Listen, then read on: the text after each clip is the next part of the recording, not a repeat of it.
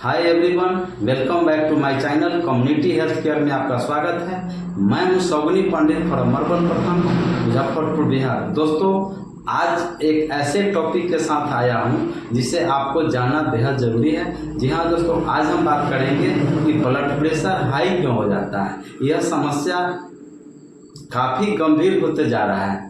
आज के युवा पीढ़ी भी इस समस्या से ग्रसित हो रहा है। सबके मन में उत्सुकता है, सबके मन में जिज्ञासा है कि हमारा बीपी हाई क्यों हो गया। बीपी तो मेरा ठीक था, अचानक बीपी बढ़ क्यों गया।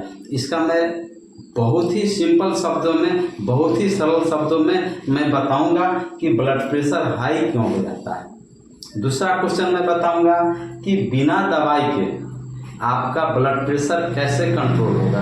ये भी आपको जिज्ञासा होगी। अगर आप ब्लड प्रेशर के दवाई लंबे समय से खा रहे हैं, बहुत सारे डॉक्टर से दिखवा लिए, फिर भी आपका ब्लड प्रेशर कंट्रोल नहीं हो रहा है और आपका कभी blood pressure up and down, कभी बढ़ता है कभी घटता है, कभी हाइपर टेंशन हो जाता है, कभी हाइपो टेंशन हो जाता है। यह समस्या से आप ग्रसित हैं और लंबे समय से दवाई खा रहे हैं, ये भी मैं बताऊंगा कि बिना दवाई के ब्लड प्रेशर को कैसे कंट्रोल किया जा सकता है। और तीसरा मैं बताऊंगा कि अगर आपका ब्लड प्रेशर हाई हो जाता है तो आपका लक्षण क्या है और कैसे आप जानेंगे कि आपका बीपी हाई हो गया, उसका लक्षण के बारे में जानेंगे। अगर आप कभी दवाई नहीं खाए हैं, आपके दिलों में लगता है कि ब्लड प्रेशर हाई है, तो उसका लक्षण क्या है, इस पर मैं आपको डिटेल से बताऊंगा।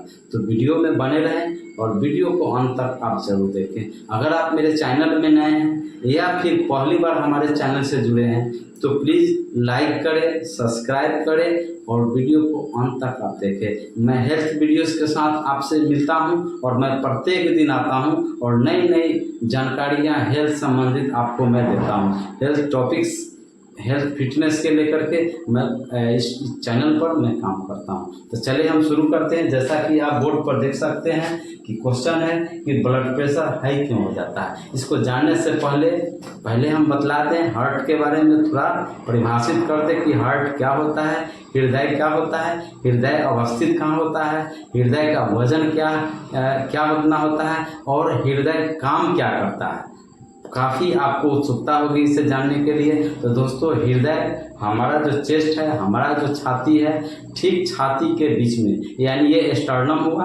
स्टर्नम का मतलब बिल्कुल मिडिल भाग, तो सिर्फ छाती के बीच में थोड़ा सा बाएं मुड़ा होता है हृदय की जो बनावट की बात करें तो हृदय मुट्ठी नुमा आकार का मांसल और खोखला भाग होता है जिसमें रक्त भरा होता है और हृदय का वजन लगभग 300 ग्राम के आसपास होता है। और कुछ ऐसे ऑर्गन्स होते हैं जो हमारे ऑर्गन 24 घंटा काम करते हैं। जैसे आपका हृदय आपका 24 घंटा काम करता है, जहिया रुक जाएगा उस दिन इंसान की मौत हो जाएगी। दूसरा होता है किडनी, जो 24 घंटा काम करता है।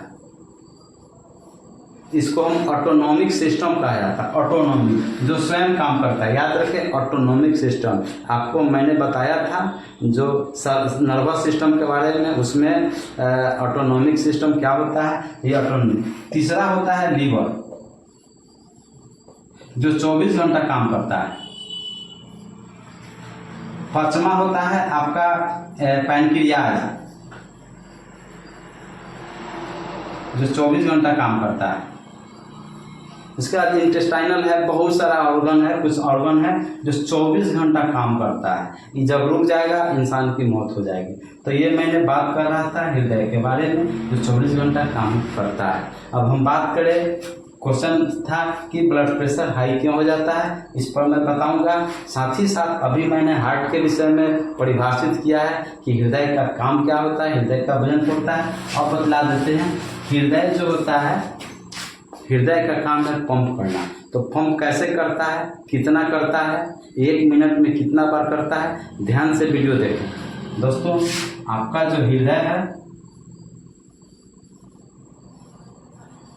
हृदय आपको 1 मिनट में, याद रखें, 1 मिनट में 70 से 80 बार 80 बार पंप करता है। अगर हृदय हेल्दी है, अगर हृदय स्वस्थ है, तो वह हृदय 1 मिनट में 70 से 80 बार पंप करेगा। अब 1 मिनट में 70 से 80 बार पंप करेगा, तो आपका 1 मिनट में जो करता है, इसको हम आंकड़ा करेंगे तो 1 घंटा में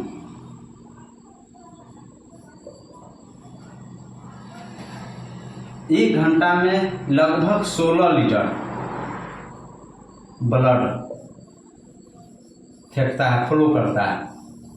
तो हृदय जब पंप करता है, तो पंप करने के बाद हृदय से जो रक्त होता है, जो ब्लड वेसल जिसको हम रक्त नलिकाएं कहते हैं, तो रक्त नलिकाएं द्वारा आपके शरीर के सभी कोशिकाओं तक, सभी सेल तक, सभी ऊतकों तक ऑक्सीजन और पोषक तत्व पहुंचाने का काम करता है, जिससे हमारा शरीर जिंदा रहता है और हम जिंदा रह पाते हैं। अगर जिस दिन आपका ब्लड किसी पार्ट्स में नहीं पहुंचेगा, तो वह जो पार्ट्स होता है निष्क्रिय, जैसे पैर में आपका ब्लड नहीं पहुंचेगा तो पैर आपका, जिसको पैरालिसिस कहते हैं, बीपी हाई जब होता है, जब पैरालिसिस मारता है, तो क्या होता है कि उसमें आप देखेंगे कि उस व्यक्ति में वह अंग काम करना बंद कर देता है।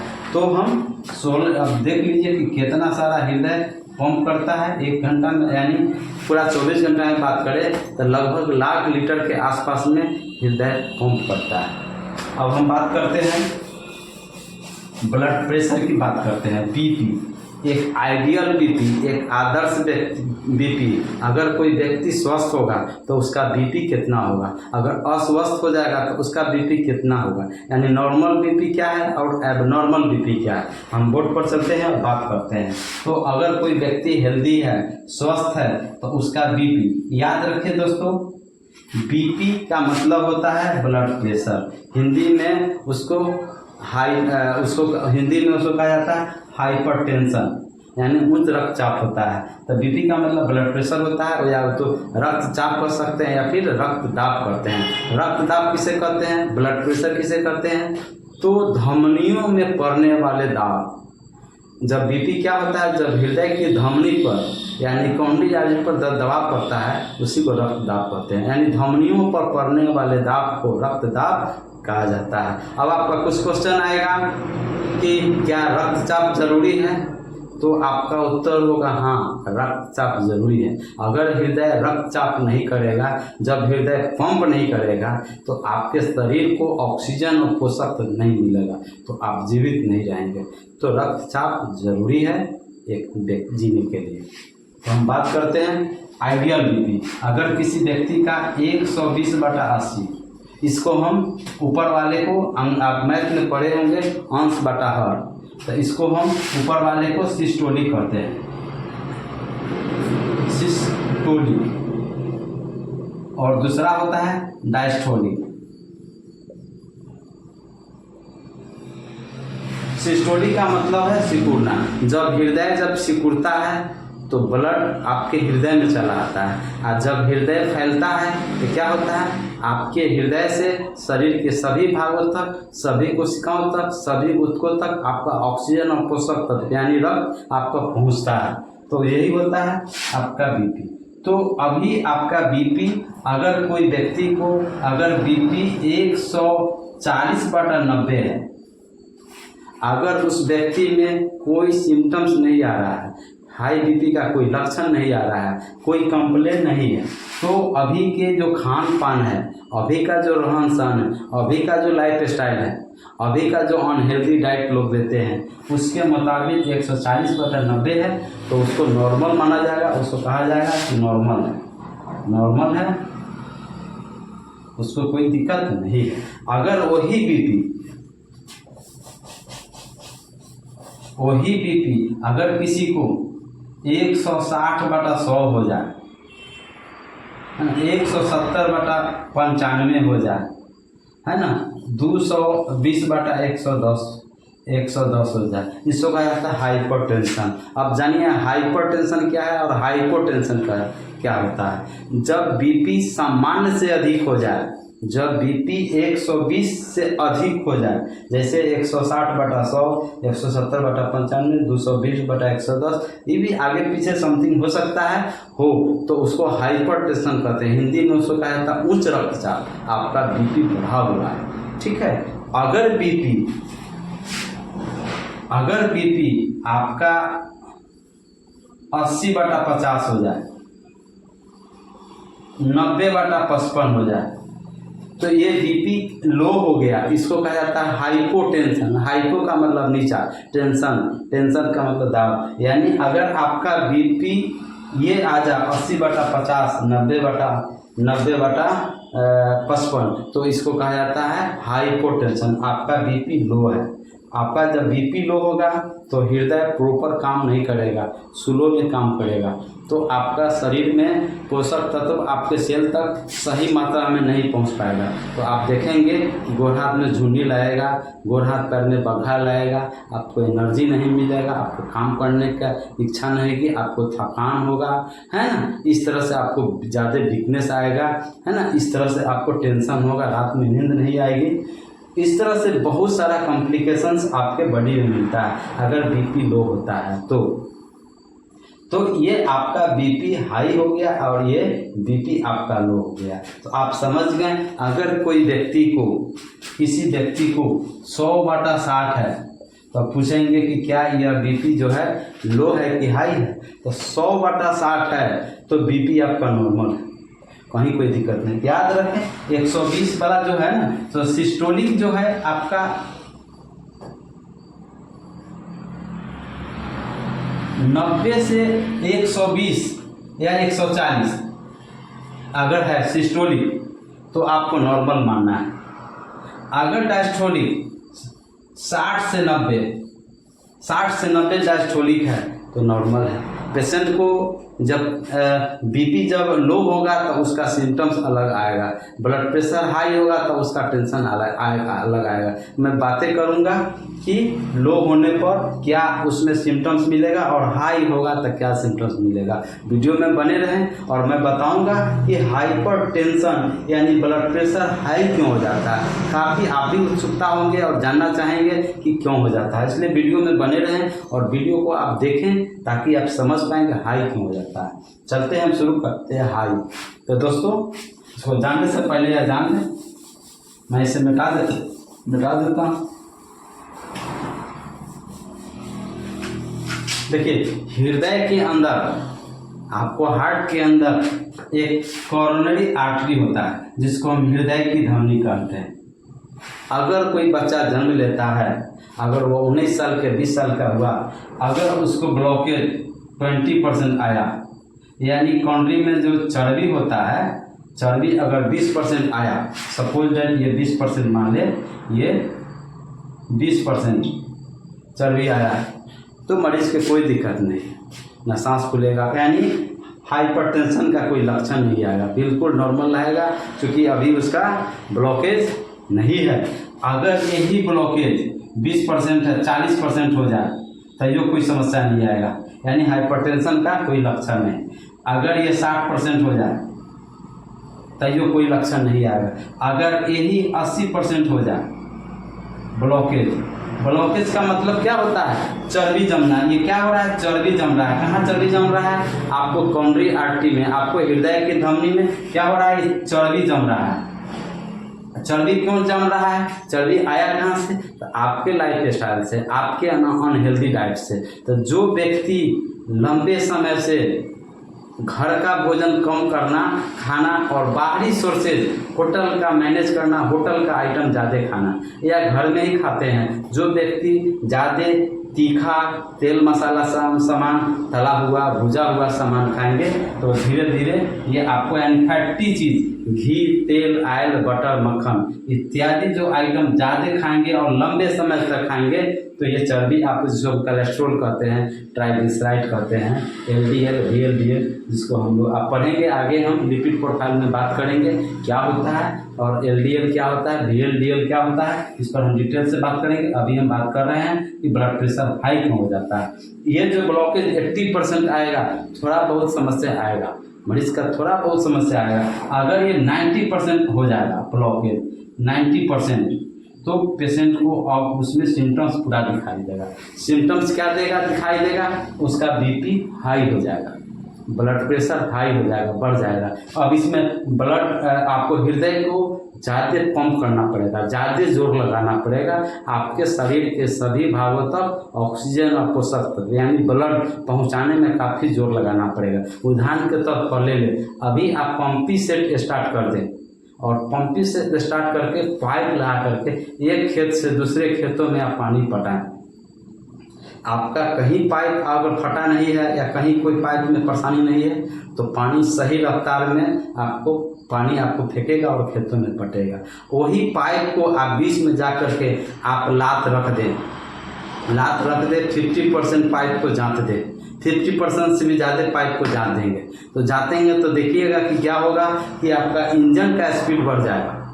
पंपी सेट का स्पीड आप देखेंगे कि नॉर्मल से एब नॉर्मल हो जाएगा और जहाँ से पानी गिर रहा है उसका देखेंगे तो प्रेशर बढ़ जाएगा, प्रेशर बढ़ेगा, काफ़ी तेज धार से पानी निकलेगा, ठीक है, और यहाँ इंजन का स्पीड बनेगा।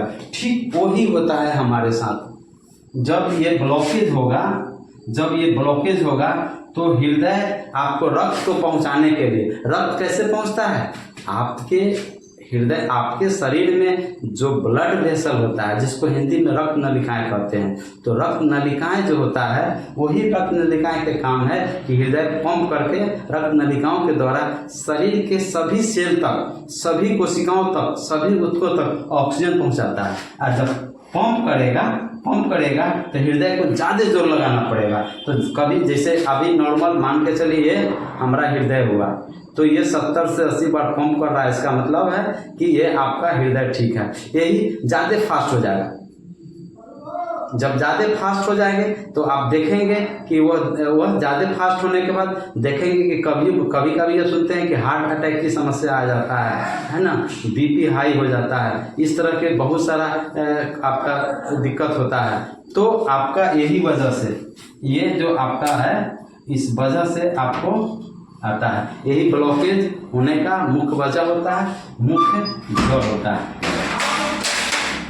तो अब हम इसको कैसे करें, इसको कैसे किया जाता है, तो आप देखेंगे क्या कि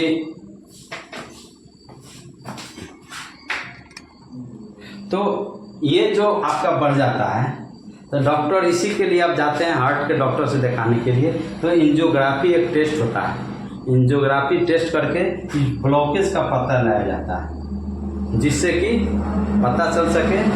और इसमें एंजियोप्लास्टी होता है या स्टेंट डाला जाता है टेस्ट करने के बाद, ताकि ये स्टेंट डालने के बाद ये जो ब्लॉकेज है फ्री हो जाता है। अब आप कहेंगे कि स्टेंट न डाल करके इसका ऑपरेशन करके हटा दें, तो दोस्तों इसमें स्टेंट ही डालता है या फिर आपको बाईपास सर्जरी होता है या फिर तीसरा कहें तो इसमें एंजियोप्लास्टी होता है, तब जा कर के ये फ्री होता है। जब ये फ्री यानी कहने का मतलब है कि पाइप से जो बोरिंग से यानी उसको कहेंगे पंपिंग सेट से जो आपका पानी जा रहा था तो पानी जा रहा था उसमें तो आपका पाइप पर लात रखे हुए थे तो प्रेशर बढ़ गया। अगर हटा लेते हैं लात अपने पाइप पर से तो देखें कि इंजन की गति नॉर्मल हो जाएगा और पानी भी सही रफ्तार से आपके खेतों में जाएगा। तो इसको जब ये हो जाता है तो आपका ये धीरे धीरे जब ये फ्री हो जाता है तो आपका बीपी फिर धीरे धीरे नॉर्मल हो जाता है। तो यही वजह होता है आपको बीपी हाई होने का।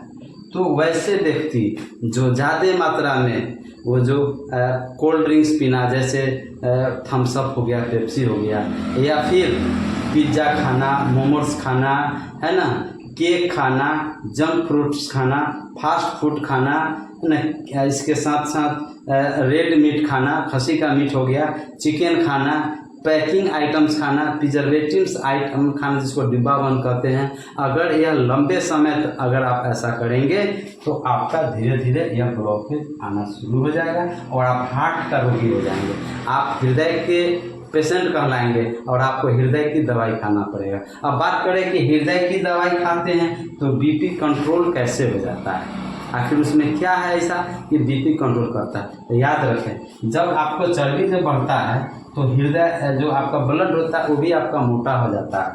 तो बीपी का जो भी दवाई खाते हैं जैसे एम्लोसेप खाते हैं, एम्लोसेप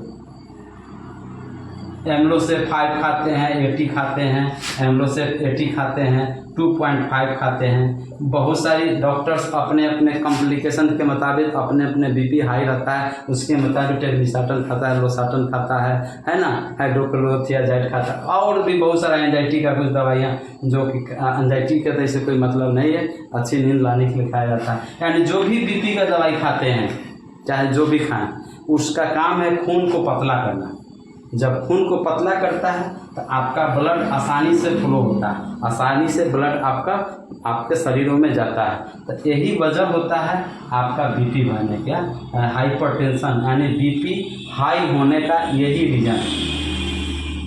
दूसरा सबसे बड़ा रीज़न है कि अगर आपको जेनेटिक है, वंशानुगत है, आपके दादाजी को बीपी का समस्या था, डॉक्टर्स के पास जाएंगे तो आपको फैमिली हिस्ट्री लिया जाता है, पूछा जाता है कि आपके दादाजी को था, आपके पिताजी को था, आपके नाना जी को था, यानी इस तरह से ये हिस्ट्री लिया जाता है।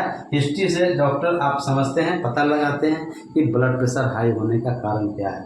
और हम बात करें कि बीपी हाई किसको हो सकता है, तो बीपी हाई किसी को भी हो सकता है। अगर आप ज़्यादा क्रोध देखेंगे, ज़्यादा क्रोध करने वाला को बीपी जल्दी हाई हो जाता है। बीपी हाई रहेगा उसको क्रोध ज़्यादा आएगा, नींद नहीं आएगा, है ना, सर में चक्कर देगा, सर में दर्द करेगा। हम बात कर रहे थे कि इसका लक्षण क्या है। बीपी हाई हो जाएगा तो लक्षण क्या आएगा कि जब आप सीढ़ी पर चलेंगे तो आपका पसीना चलेगा, आपको घबराहट आएगा, आपको सीना में दर्द होगा, सीना में जलन हो जाएगा, सांस की समस्या आएगा, सर में चक्कर की समस्या आएगा, यानी चेहरा आपका लाल हो जाएगा, गुस्सा अधिक होगा। ये आपको सिम्टम्स मिले तो आप समझ जाइए कि बीपी आपका हाई है। या तुरंत किसी भी बात में अगर गुस्सा हो जाते हैं तो समझिए कि बीपी आपका हाई है। ये आपको लक्षण होता है बीपी हाई का, और बीपी हाई का ये साइन एंड सिम्टम्स होता है। तो आपको बीपी हाई को कैसे मैनेज करना है, बिना दवाई के कैसे कंट्रोल करेंगे, तो मैं इसको अगले वीडियो में मैं आपको बताऊंगा, क्योंकि काफ़ी लंबा वीडियो हो चुका है। तो मैं कल बताऊंगा कि बिना दवा के ब्लड प्रेशर को कैसे कंट्रोल करेंगे। और मैं 100% दावा करता हूं कि बिना दवाई के आपका ब्लड प्रेशर कंट्रोल होगा। और आप लंबे समय से दवाई खा रहे हैं, बहुत सारा दवाई खाते खाते आप थक चुके हैं, फिर भी आपका बीपी हाई ही रहता है, तो उसको कैसे आप बिना दवाई के कंट्रोल करेंगे मैं आपको बताऊंगा, मैं आपको टिप्स दूंगा जिससे कि आपको फ़ायदा मिलेगा। तो दोस्तों, उम्मीद करता हूं कि और वीडियोज़ आपको काफ़ी पसंद आया होगा। तो प्लीज़ लाइक करेंगे, सब्सक्राइब करेंगे और वीडियो को आप शेयर करेंगे। तो मिलते हैं अगले दिन, तब तक के लिए आप स्वस्थ रहें, ऐसी हम कामना करते हैं। जय हिंद, जय भारत।